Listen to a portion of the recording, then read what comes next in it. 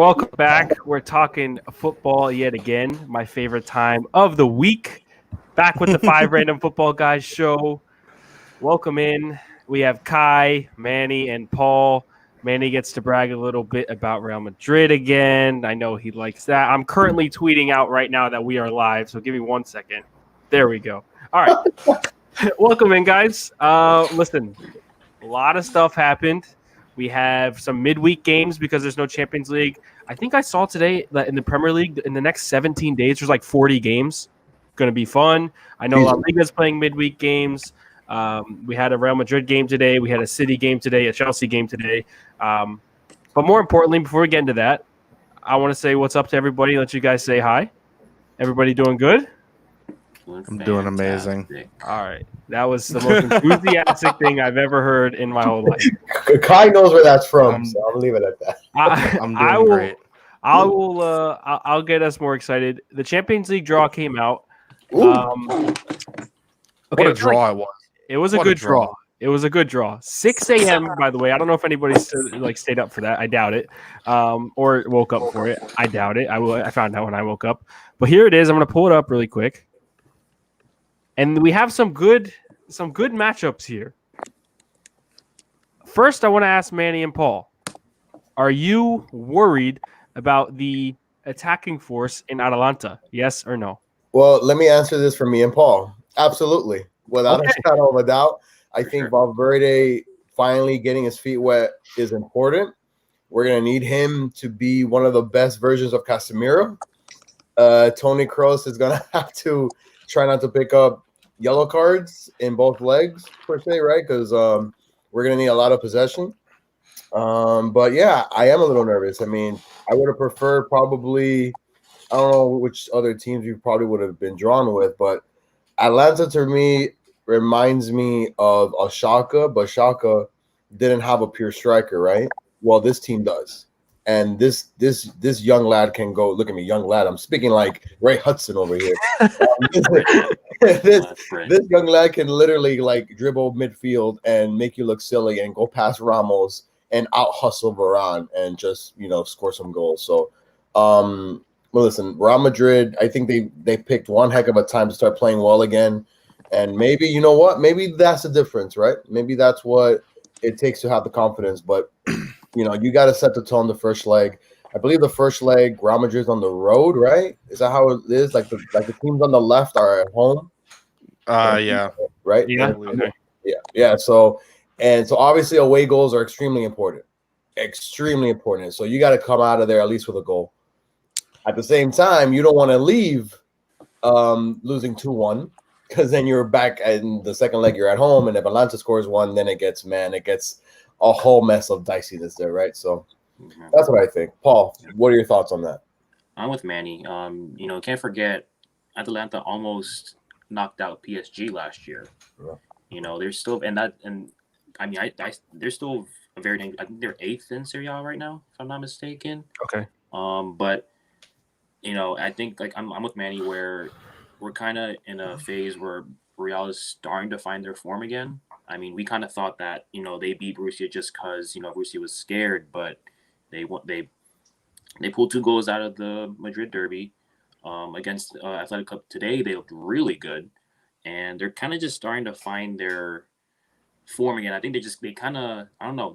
I feel like once their back was against the wall in Champions League, they kind of just flipped the switch, and they were like, okay, we need to pull these out. We need to, and I mean, historically, they've found a way to just win games that they need to win. So, I still feel like Ramos and Varane have been a little shaky lately.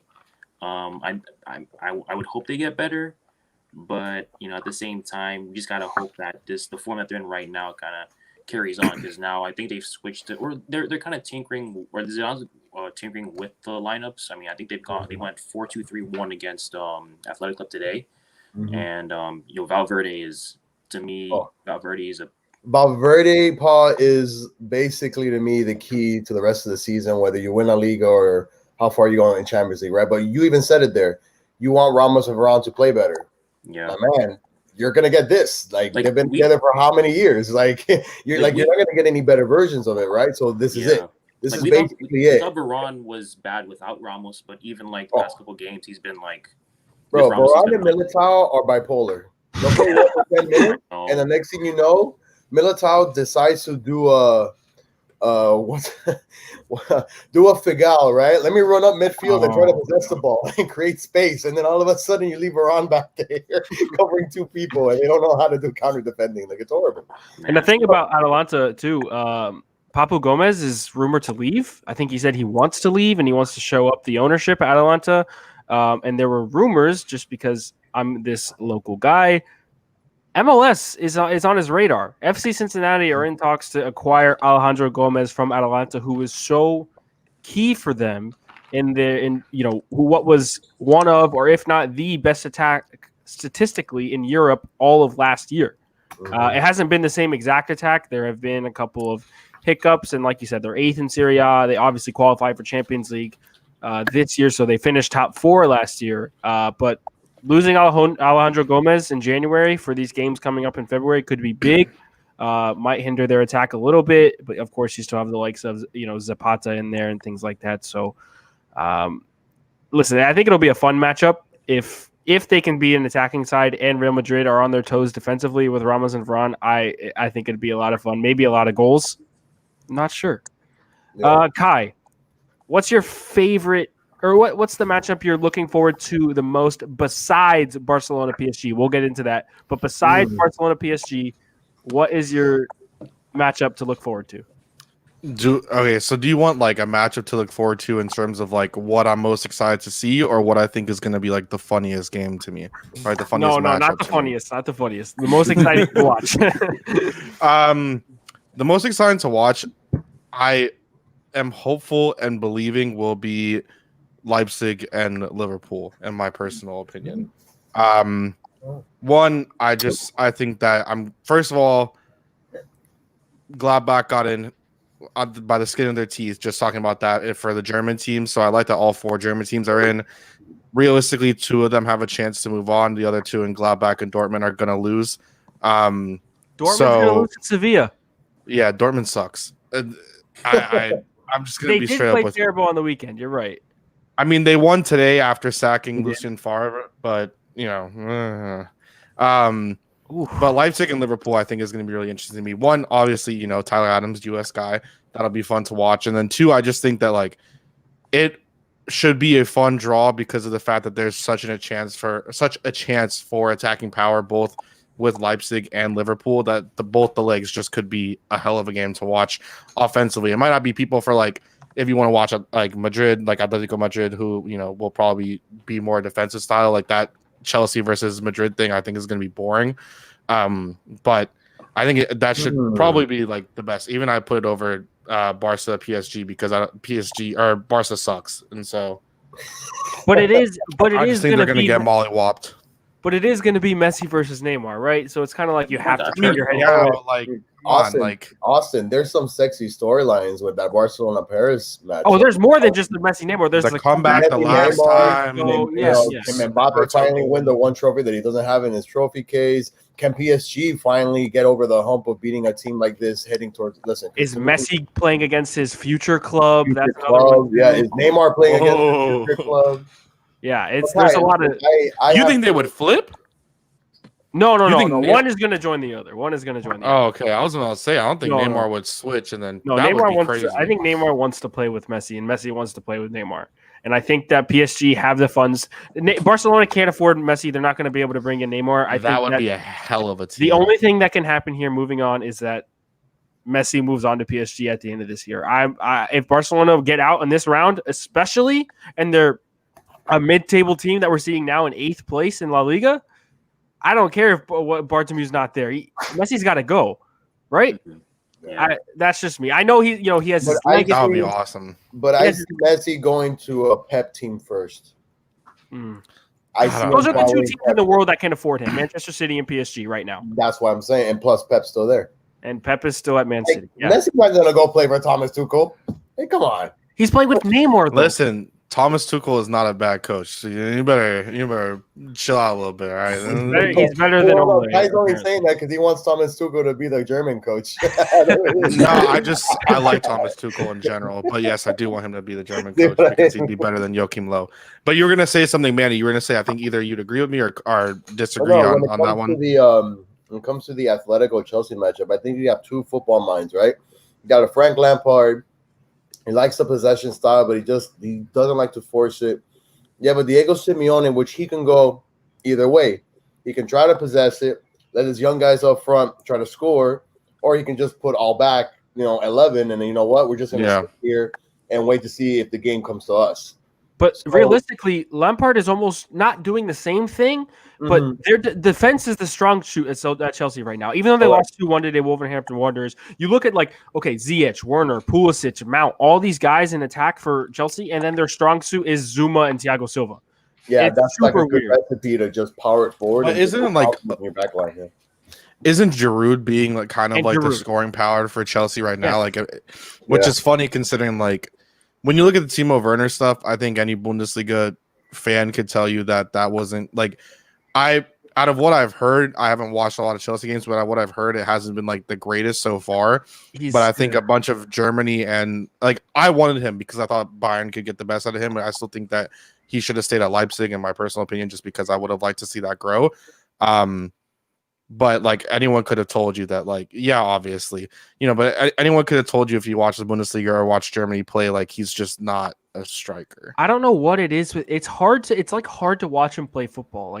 He's played better on the wing for Germany than he has as the striker, which is one of the craziest things. Yeah, I think when Joachim Low has put him at left wing, he's played much better than he has at striker. Lampard has been experimenting with that quite a bit this year. And you look at another person that came from Bundesliga over to Chelsea, Kai Havertz can't break the starting 11.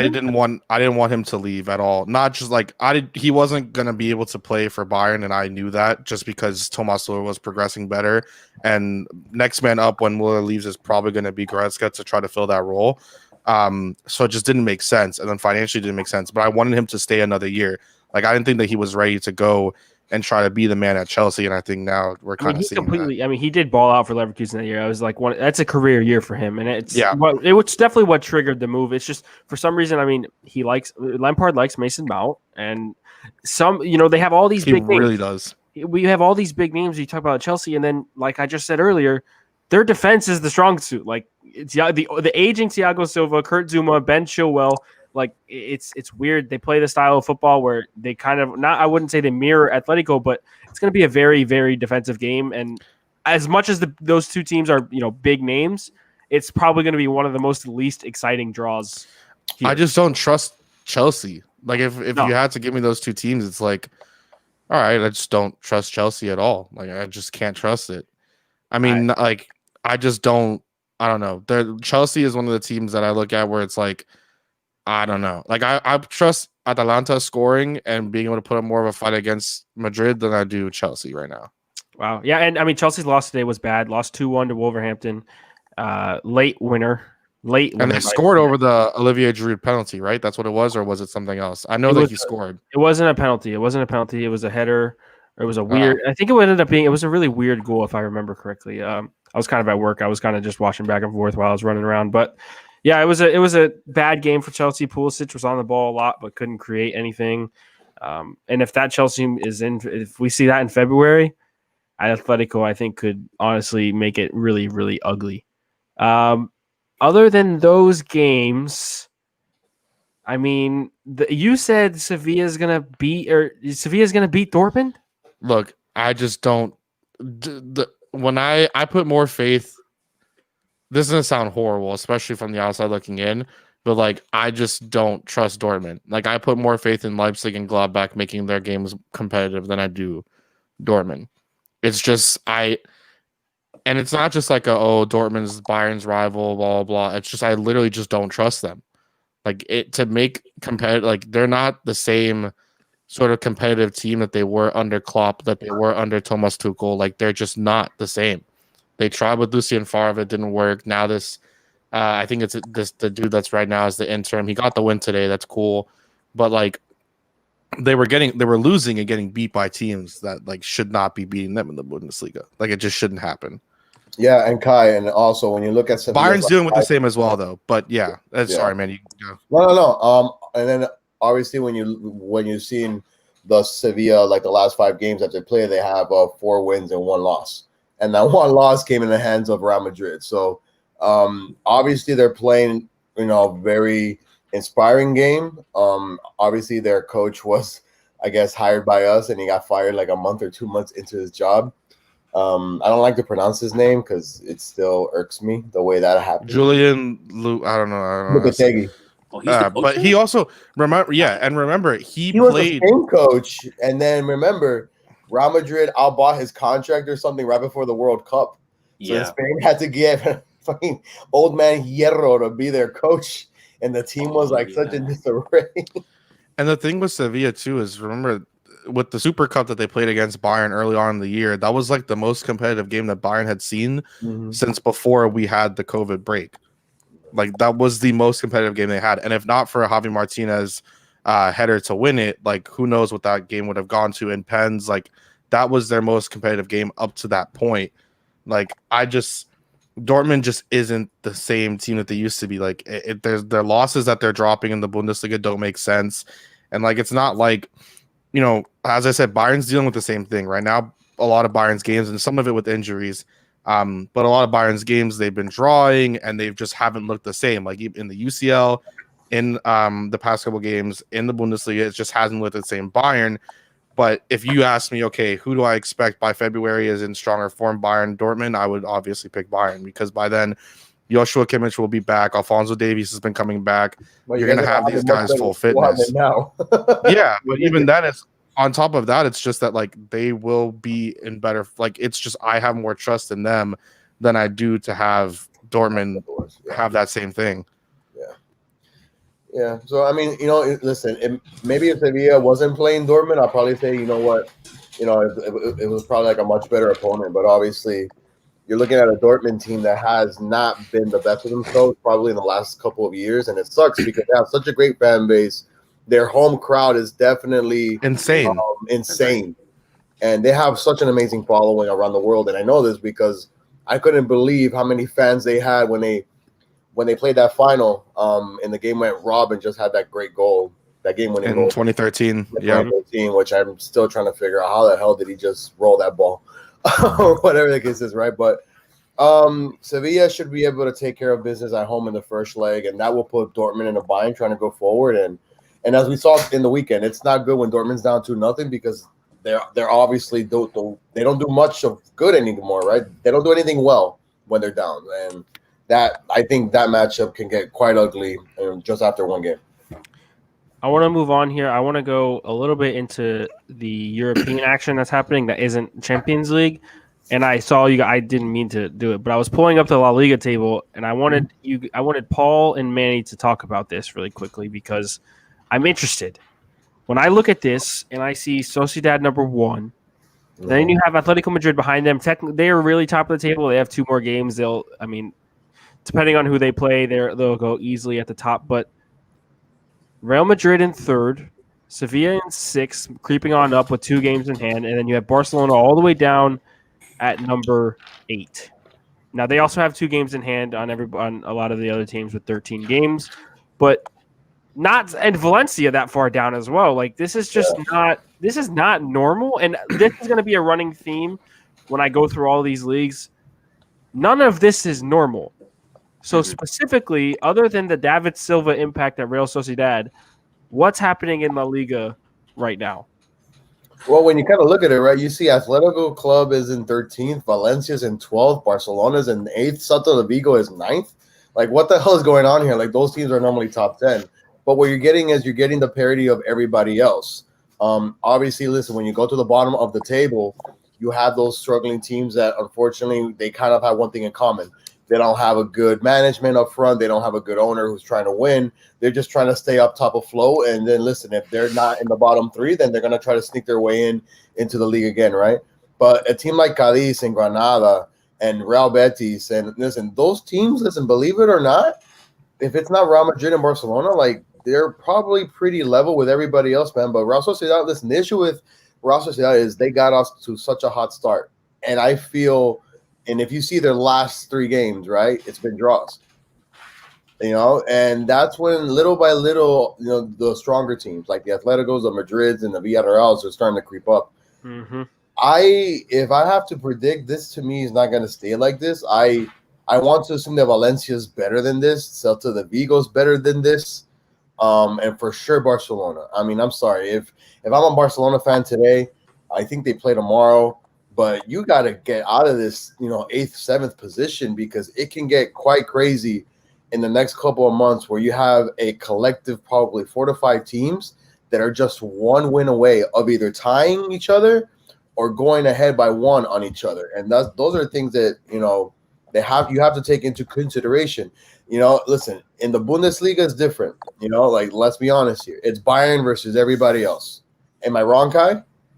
Look, you're not wrong. Literally, it's not wrong. So Bayern have the luxury of messing up so bad, but something's going to happen. A coach is going to get fired. Somebody's going to come in and take over. And guess what? The talent, once again, will prevail. If it's not Real Madrid and Barcelona and Atletico, all these other teams, man, they have nothing to lose. They're going to go out and win the game. And that's what's so entitled to me, that they're competitive. And yes, it could be 4-0. But the other team probably had three chances or whatnot to at least get 3 goals in there. Somehow, maybe the game could have been different. I can't say the same for the Bundesliga, and we definitely cannot say the same in Serie A, because fortunately, Inter in that side of the world doesn't believe in, being consistent at the top. So. All right, so you mentioned it, Bayern versus the world here, but the Bundesliga table, Leverkusen is on top. Kai, for the first time since 2015. Kai. Yes. Bayern's going to win the league. We know this. Correct. Are there going to be any is it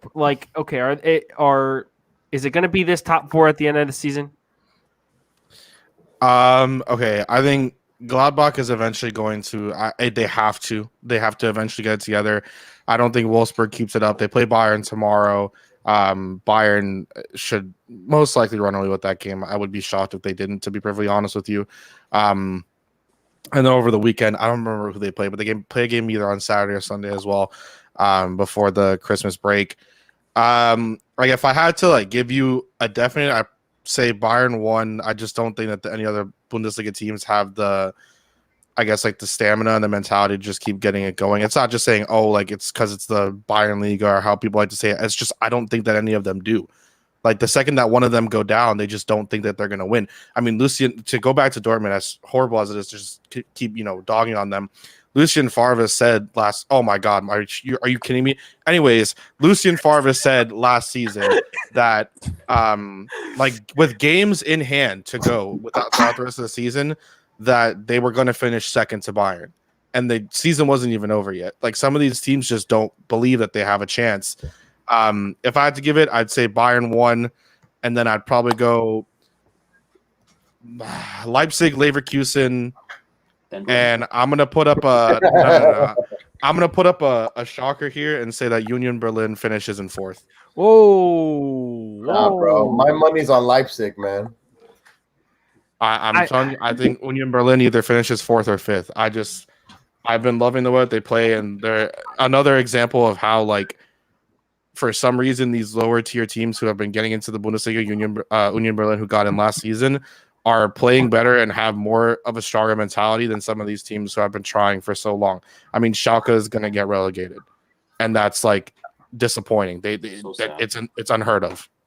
Yep. Anyways, I'm gonna go get a battery, but yeah, I think that's my shocker. Union Berlin either finishes 4th or 5th. They're 6th right now, by the way. Good luck getting your battery, Kai. You'll be back. Lastly, I mean, we could talk about. I don't really care too much about the French league, if I'm honest with you. I want to talk about Serie A a little bit. Yeah, the thing is, they're not top of the league right now. It's Lille and Marseille are up there. It's looking rough for them. But Neymar is going to come back off his injury pretty soon. That I heard today. And it's just not a league I want to talk about other than the teams playing in European competition.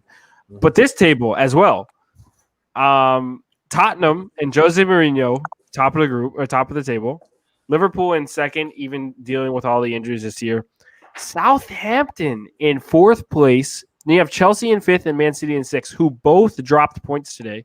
And I think last weekend, or the weekend that just passed, was one of the first weekends in a really long time that we didn't see one of the top 6 teams, as in Tottenham, Liverpool, Chelsea, Arsenal, Man United, Man City, get a win. It was all draws or losses. And that's continuing after today, where City drew to West Brom, who aren't on this because they're too far down.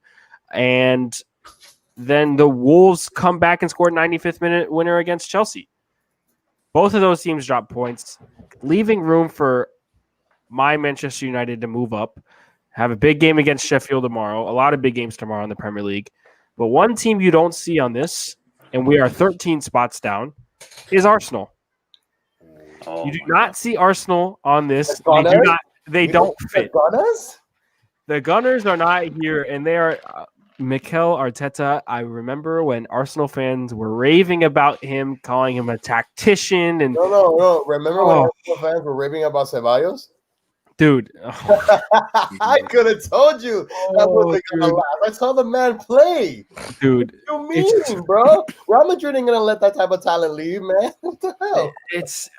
This table is crazy. I think Southampton is the biggest surprise, and also Tottenham top of the table because they genuinely don't win trophies are another big surprise. Here I'm scrolling down. Arsenal. Wait, they won the Audi Cup like 2 years ago. Come on, Austin. You sound like my friends. You sound like my Tottenham friends. Audi Cup. Get that out of here. You have Tottenham friends? They won the Audi Cup against Bayern. Exist? Come on, yeah, Tottenham fans. You'd be surprised. But listen, hey, Jose masterclass. No, all credit to them this year, bro. They're playing phenomenal football, phenomenal. Harry Kane's having a phenomenal season. Son's having a phenomenal season. Their midfield is locking. Pierre-Emile Hojbjerg. Austin, please remind me how many games you play in the EPL onto your crowd. 38. Okay, that's it. Thank you. Yes, there's 26 games to go. That's a lot of football. That's a lot of football, but they're essentially saying that it's not going to happen. What is Tottenham's slogan? To dare is to do? Something stupid. Yeah.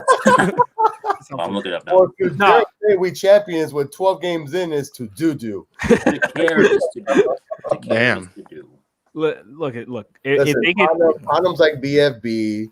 They're up there, and some way, somehow, they just magically just start. But it's not like they have to worry about playing in Champions League this year. They're playing in Europa League. That's a lot easier. And they got a really good draw in their first round, unlike Manchester United, who drew Sociedad, who's, like we just talked about, top of the La Liga table. I don't know, man. I can see the pain in your voice and like in your face as you said. Unlike Manchester United, who drew Real Sociedad. Manchester United can really go out in round of 32 of the Europa League. We really can. Here's the thing. Austin has seen Manchester City win back-to-back titles. He's seen Liverpool win their first Premier League and the league title. I mean, hey, the last time Manchester United won, for United fan, was there. Dude, I don't know what to say about this club, man. Like, I am preparing myself mentally for us to go out in round of 32 of Europa League, not Champions League, because there's no round of 32 there. But the first round of Europa League knockouts, I'm not going to be surprised if we lose to Sociedad. I'm just not. I don't know. Andres here says I don't want to talk about this. Andres here says I dream about the Audi Cup coming back, dude. Those are some of the best times I've had. Listen, stop laughing at me. Bayern versus City was at Hard Rock Stadium. That was a fun game. Real Madrid versus. I was at that game. It was awesome. I was at that game too. I actually have a video of Mendy waving at me. I was looking down. I met Greg Likens at that game, fellow Bayern fan, former 77 ticket. Greg, man. I worked with him for almost 10 years, man, at the radio station. I was very awesome, dude. I was there on his last day on the air, man. It was like, damn. It made me cry. Like when I listened to it, it made me cry. I'm honest to God. Yeah. But listen, by the way, Greg must have like every single Bayern jersey from the last 30 years. Like that man has just a closet of red. That man bleeds Bayern. Yep. Where was I? I'm sorry. Manchester United sucks in there in the Europa League. Oh, the I Audi think I Cup. was Sorry. actually talking about Audi Cup here. I'm sorry. Mendy Dude, waved at dude, me. I Audi watched United play Real Madrid at Hard I Rock. was going to. Those were in the same week, by the way. It was Yeah. like one was a Wednesday, one was a Saturday. The Bayern City game was not full at all, and then the Real Madrid United game was sold out. There were like 70,000 people there. It was sick. It was so. I have the goal. I have the Alexis Sanchez goal on my phone still. Good times. Not Alexis Sanchez. Yeah, it was Alexis Sanchez. Crazy enough. Okay, we're gonna do it. Inter Miami. Let's go. Damn, you really said Serie A doesn't exist. It does. It does. We can listen. All right, fine. We'll talk Serie A here. Let me pull it up. No. Hey, listen. All you gotta know is Zlatan's at the top. That's it. Zlatan's at the top and it's not even playing. Exactly. It looks like. I mean, with the form that they're in, I don't remember the last time Milan lost a game. I think it's been a very, very, very long time since Milan lost a game. You're trusting. They haven't lost this season. They haven't lost this season in Serie A. They haven't lost in Serie A, but I think the last game in general they lost was probably to Lille in the Europa League draw. You guys are probably too young, man. But Serie A was fun when AC Milan and Inter and Juventus were actually powerhouses, man. And dude, I want Milan to bring that back. I really do. Yeah, I root for them. I really root for Milan. They have a lot of quality players. I know Kai can attest to this. Hakan Kahanoglu is one of he's just so fun to watch, dude. And when he was at Leverkusen before he had that ban because of his breach of contract, whatever he did, he had like an 8-month football ban. But I'm so happy to watch him play. Rebic, who was so good in the World Cup, is playing there. Then of course you have Zlatan. They have the midfield pairing in Kessié and Tonali, the young midfield pairing. Theo Hernandez is playing fantastic. Now he's being talked about leaving. One of the best young goalkeepers in the world. Donnarumma, exactly. Their defense, even I think actually one of their bigger defenders. I don't think it was Romagnoli, but I don't know how to pronounce his name. Kajair or whatever. He got injured, but they have been playing very, very good football. And X-Men United guy is rotating with Calabria at the right back position, Diego Dallo. But it's a fun team to watch, dude. It really is, and I enjoy them and I credit them because they also. Were the final leg of a 6-team parlay that I hit. I put USA, I put Tottenham, Milan, I put a couple of Champions League games, and I put like $10 down, and I won a solid amount. I'll just say that, and it was very nice. So thank you, Milan.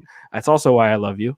And again, yes, Brahim Diaz, another one. He's been getting a couple minutes here and there.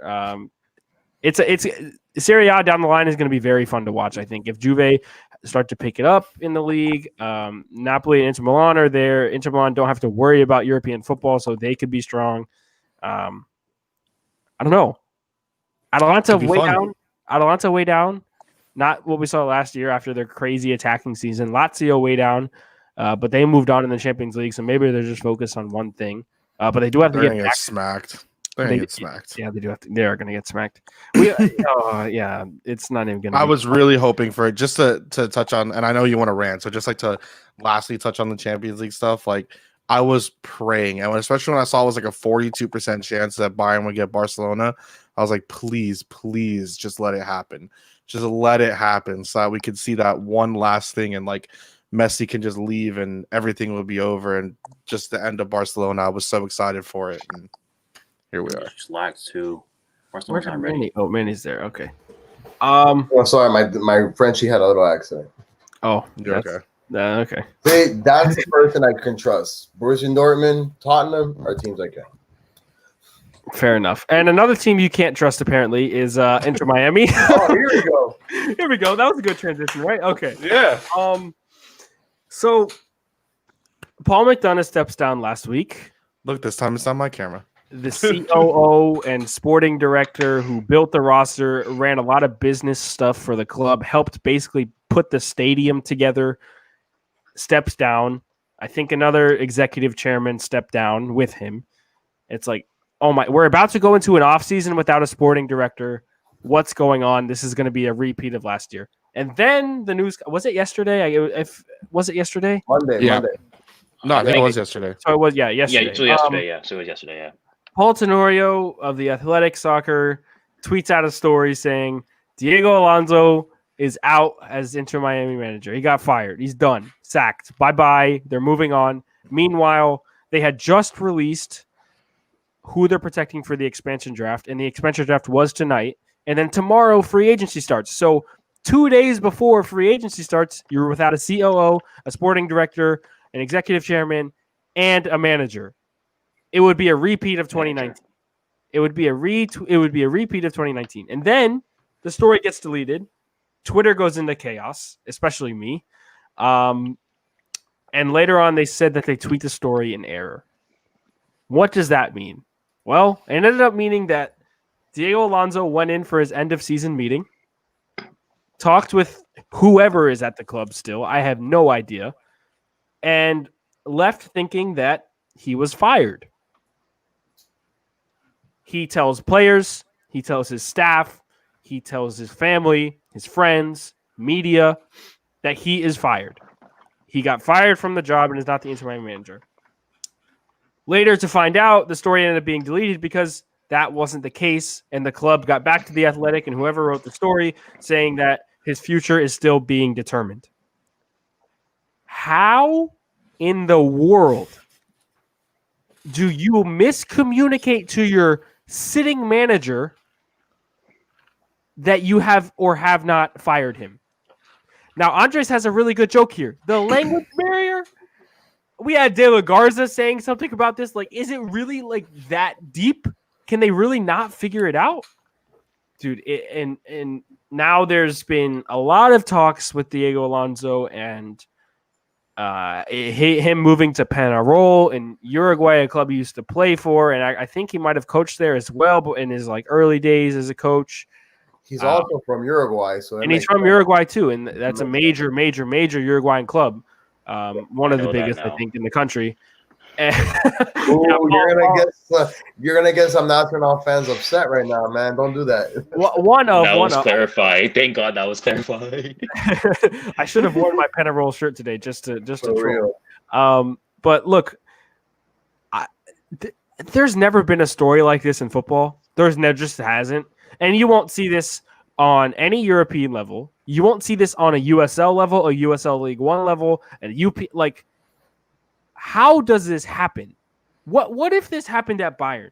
What if this happened to Zidane? If say they miss out on the knockout stage, they have a meeting with him. He tells everybody he's fired. He tells Marca. He tells Goal. He tells 433. He tells all these media outlets that he's fired, and then whoever the president is comes out and says, no, we didn't fire him.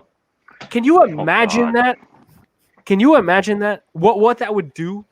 Not to mention, it's 2 days before. You have to start building your roster because there's only 15 players on it. It's mind-boggling. Luckily today there was nobody not luckily. I mean, I guess I would have liked for someone to be taken away from us in the expansion draft just to help us with the reset. But Austin FC had the expansion draft today. Did not take any Inter Miami player. I think they actually took somebody who was on my radar, Joe Corona from LA Galaxy, who was a free agent. His contract was declined, and they ended up taking him the expansion draft, which honestly does nothing other than give you the rights to give him more money. So if you're really going to pay this 32-year-old midfielder more money than he probably should be getting paid, go for it. But whatever. That's MLS. And so is this Diego Alonso thing. That's just MLS. And Inter Miami, there is a communication issue. There is no leadership. There's been no accountability from the club all year. Manny can attest to this. I don't know what's happening there. I don't know who's in charge. I don't know who's making decisions. Diego Alonso thought he was out of a job when he needs to be looking forward to next year. How long did he think he was out of a job for? What has he done?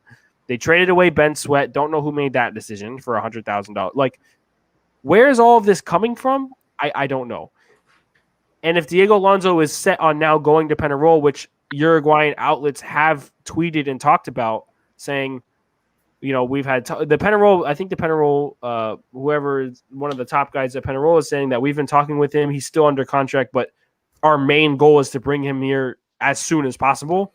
And then you had other outlets in Uruguay saying that he is out as the manager. It's just a whole mess from top to bottom. And I don't get how what you're trying to make a global brand in South Florida, and this is the way it's been run. You You don't have anybody at the club to make decisions. You don't have, there was a season ticket holder issue where they weren't getting the right benefits, blah, blah, blah. Then you have the stadium thing. They don't have any contract for building downtown. There's so many layers to issues and responsibility things and accountability. And there's so many issues at the club. And this just kind of capped off a year where it was just completely hectic, like completely hectic. And it was, as much as it was a fun season, finally have South Florida football back.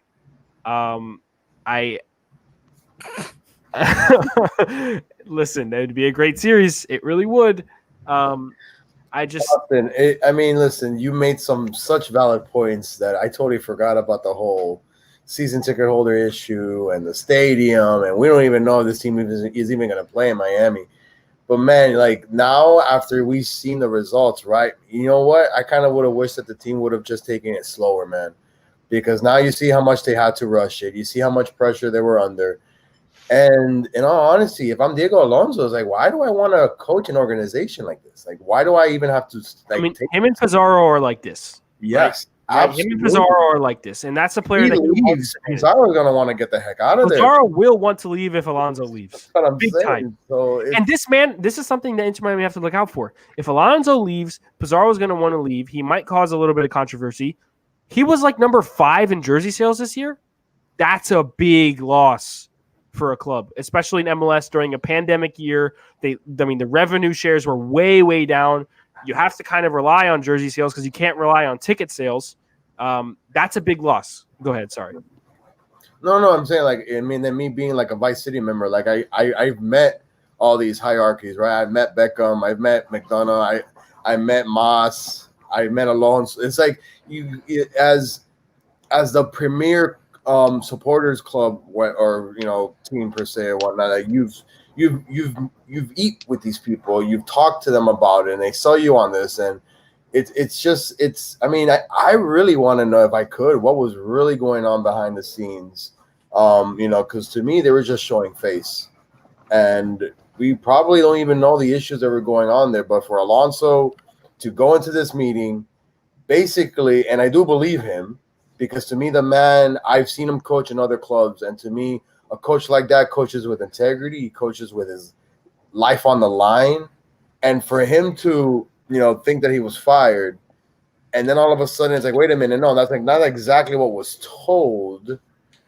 I mean, here comes a language barrier again. You first have it with players, and now you have it with upper management. But who's upper management? You don't have a sporting director anymore. Is David Beckham here? Or you talk to him virtually? Like, where's Jorge Mas at this point? You even said it. Who the hell did the sweat deal? Who's doing this thing? Like, is it somebody just saying, I want to play general manager? And it's like, well, hey, I don't speak Spanish, but by the way, I won't see you next week. Okay, so I'm fired. No. That's not what we meant. That's not what we meant. It's sad, man. It's confusing, and it gives Orlando fans another thing to laugh at us about, and it sucks, It's like, I thought we had things in order, and you don't. We don't have things in order. It's pathetic. And you said it. No UCL, no other league clubs. Not even high or lows would even have a remote situation like this, except obviously freaking Inter Miami. So. Paul, Kai, outsider thoughts? It's something that can be so explicitly said. It's like, how I don't know how was he told that he was fired or not? Because I'm just like, it's such a simple thing to just explicitly say. Right, exactly. I don't know how you miscommunicate that. You don't do that. You do not miscommunicate that. You're not in a job. You are fired until tomorrow. Exactly. Until they release the story, and then we regret our decision. Just kidding. Come back tomorrow. We'll talk about it again. April Fools, even though we're a couple of months early. There's gutted. What's the future vision right now? What's the where do you go from here? Like, do you have to fire him or do you keep him? Like, what do you do? You have to fire him, don't you? And that's you ask him what he wants to do, and if his heart is in it. And if his heart's not in it, he wants to go back to Peñarol, and I don't blame him. Yeah, I wouldn't either. And the thing is, it would suck to lose Diego Alonso, because everything that Manny just said about him coaching with his heart, life on the line, the passion he brings, he is a proven winner. And the problem with Alonso this year was this was not his team. This team was being built before he was named manager. And for me to think, I was so worried when the story came out because we were going to go through it again. They weren't going to hire a manager in 2 days, and when the free agency started in 2 days. Like, we were going to have to go through that again. Diego Alonso needs to be I just, after this story, I don't care what he does. I will respect any decision he makes. And I hope that if he does stay, it's because he wants to, and it's because he's going to put his passion and drive into it, because that's what has made him successful in Mexico as a manager. And, you know, winning the CONCACAF Champions League is not easy to do, and he did it back-to-back twice with his guy Pizarro. Like I said, a proven winner. Yes, there were faults this year, but I can't blame him for it. I can't say that he didn't bring in Pellegrini and Carranza, who didn't pan out this year. Nope. He didn't do that. He didn't bring in Jerome Kiesewetter, Grant Lillard. He didn't bring in like the first 10. Stop naming names, Austin. Like, he didn't bring in these guys. Like, they're a bunch of no ones, man. It's a bunch of no ones, exactly. And you're hurting Manny's heart. I'm hurting, man. You're hurting your own heart. I think the best way. Dude, I've been part of Vice City for nearly 2 years, man, and we've been waiting for this moment. We've been waiting to have the stage. We've been waiting to have a club to cheer for and to know. Listen, you made the playoffs the first year. Right now, we're supposed to be excited for the future. Right now, you know, yes, you lost a horrible game in the playoff against Nashville, but you still made it something out of nothing. And instead of us being able to use that as a stepping stone, it feels like we're 10 yards back now with a whole step to go forward, because you sort of fired your head coach, but didn't think about the best player on the team has his relationships with him. I thought of something. What's up? Inter Miami right now is the 2016 Miami Dolphins. Think about it for a second, right? Think about it. Poor management. No, for real. Poor management. Mike Tannenbaum being the head of that for the Dolphins. You peaked earlier than you thought you were going to. You made the playoffs. Got embarrassed in the playoff game. Yeah, there were injuries, but you got embarrassed by Pittsburgh. And then you were back to square one. Now, it wasn't firing Adam Gase, but, like, it was just, again, poor management, poor communication. Like, Inter Miami right now is the 2016 Miami Dolphins. Like, I don't know. That just came into my head. I could be wrong, but, think about that for a second. It's like... No. But I think that the Inter Miami true fans have been waiting longer for this moment to be different. It's been like I mean, I know from me on the outside of Major League Soccer right now, Kai. But the thing is, too, the Miami Dolphins on a Major League Soccer podcast today, and you'll see Alonso's name in there somehow, some way, and that whole segment. But it's just the Miami thing. I mean, think about it. Like, it's not a everything's thing though either. It's like what's going on? That's it. This is his brand, dude. This is his brand. The expectations were so high, and for it to just spiral down like this after, I mean, look, you did make the playoffs. It was expanded. You lose Higuain, and you use your best striker and your best defender going into a playoff game. That's always going to be tough. But they got flat out embarrassed.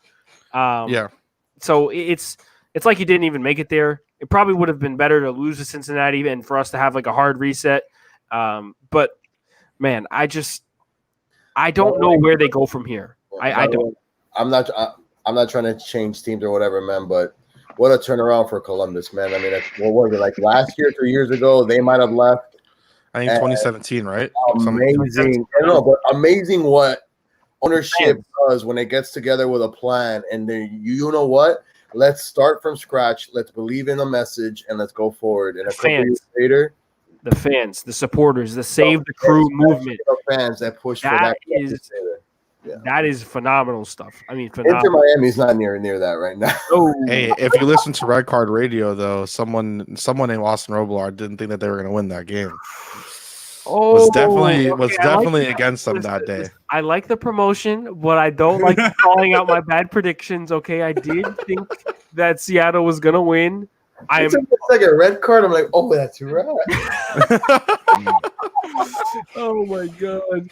Yeah, no, I did predict Seattle to win 3-1. Listen, I could have told you that Rudy Diaz wasn't going to do well in the cold, man. dude. I could have told you he would have not done anything in the cold. He didn't do anything, dude. He didn't do anything. Bro, he looked like when he started for us on the national team. He couldn't even get the ball.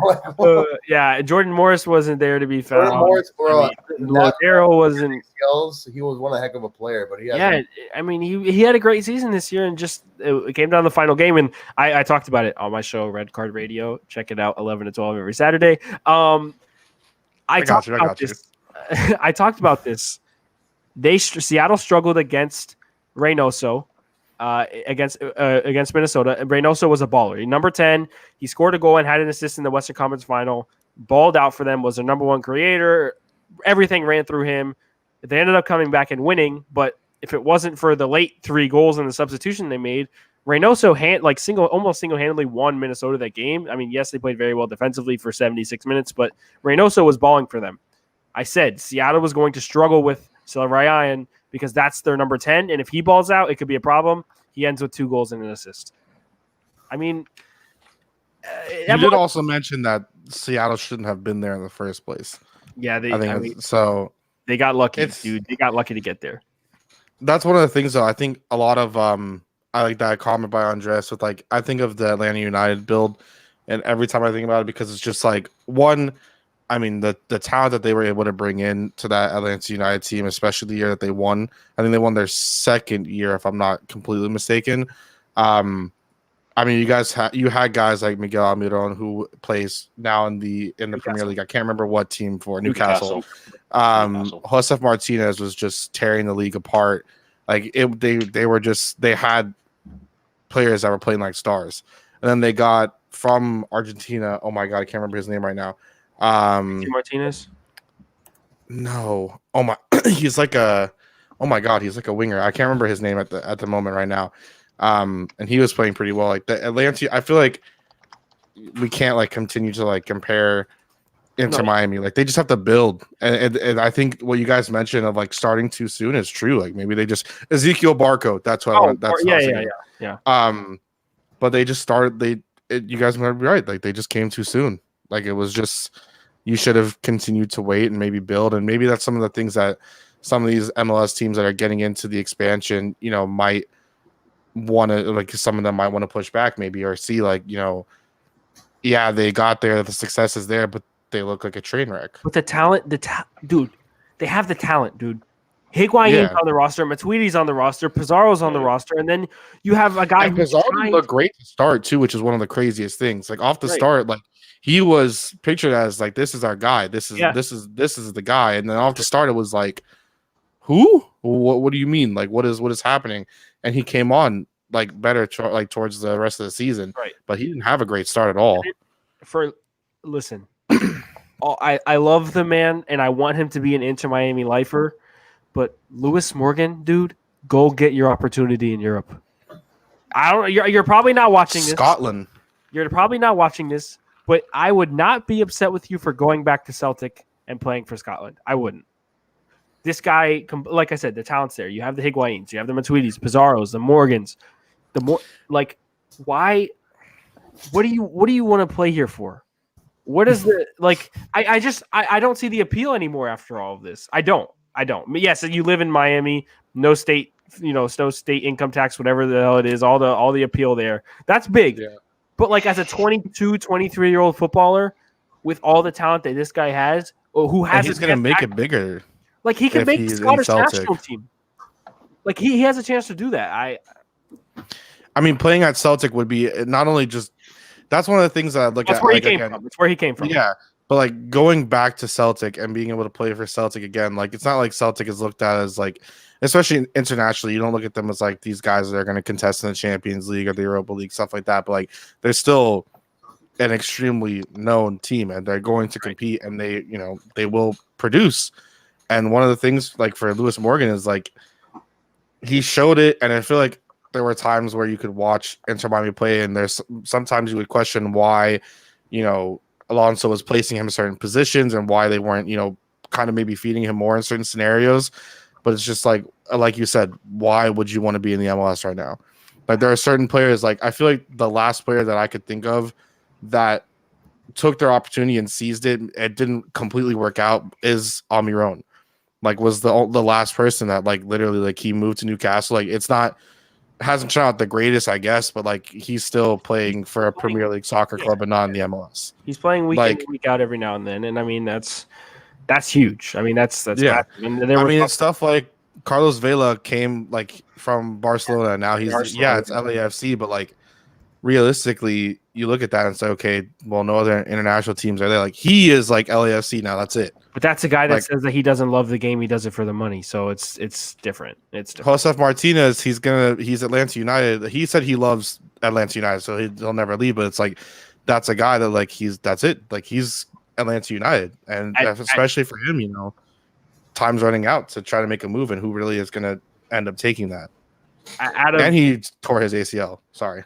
Right. Yeah. No, I'm just saying. I mean, Lewis Morgan at 23 years old has a chance to do great things in Europe. Like his talent is there. He can develop it. I saw it when I watched. I mean, there wasn't a lot of tape on him, like on YouTube, if you want to look at highlights. But what you saw, I mean, I think you can still find the video on the 5 Reasons YouTube somewhere. Like Alejandro made me break down every single player and what they would bring to this team. And I literally said Lewis Morgan was the guy I'd be most excited about because of his confidence, the way he dribbles on the ball. He likes to shoot from outside the box. He's really good at whip, like all of these things. And I said I was most excited about him for a reason. And like he exceeded my expectations. Don't get me wrong. Like way, way better. I didn't think he was going to be the number one guy on this team.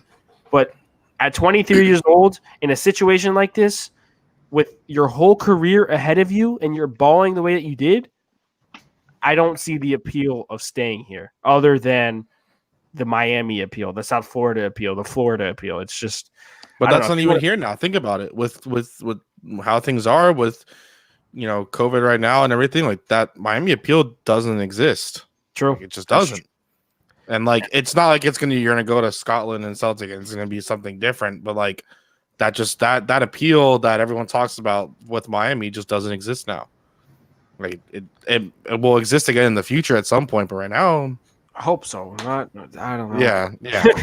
Yeah. We can. That's a different podcast, or you know, not a football podcast, but right. Yes. Anyway, and then Andres put a good point here. Your guy here, Alphonso Davies. Yeah.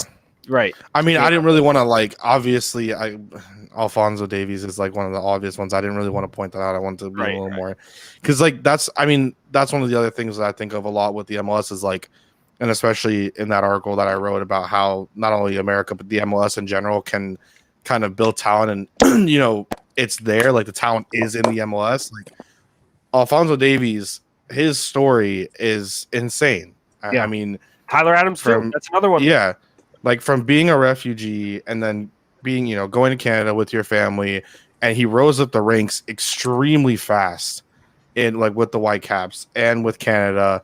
And then to make a move to Bayern, like to break out at 19 and be the starting left back for Bayern Munich and essentially taking David Alaba's job and forcing him to move to center back is mind blowing. European champions, by the way. Yeah.